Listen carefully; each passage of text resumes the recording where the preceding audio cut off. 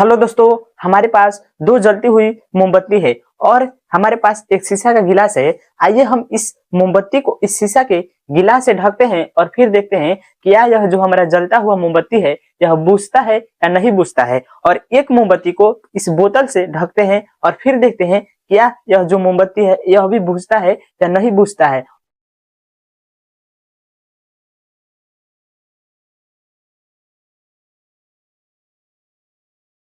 तो जैसा कि आपने देखा, जैसे ही हम इस एक बोतल से इस जब मोमबत्ती को क्या करते हैं, ढकते हैं, तो यह मोमबत्ती नहीं बुझता है और इस गिलास से इस मोमबत्ती को ढकते हैं तो यह मोमबत्ती बुझ जाता है। तो आइए इसके पीछे के कारण को जानने का प्रयास करते हैं।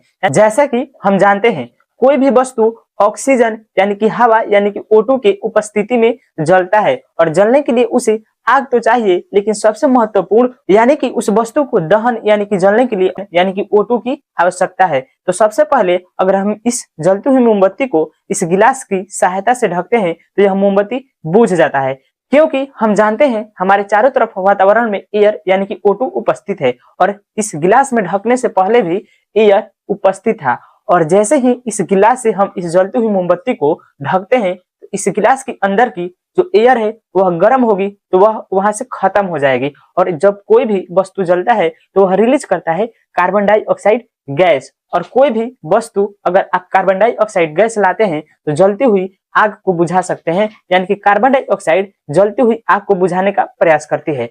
और जैसे ही इस बोतल की सहायता से अगर हम इस मोमबत्ती को ढकते हैं तो यह जो मोमबत्ती है यह बुझता नहीं है, यह मोमबत्ती जलता है, क्योंकि इस मोमबत्ती को ऑक्सीजन मिल रहा था।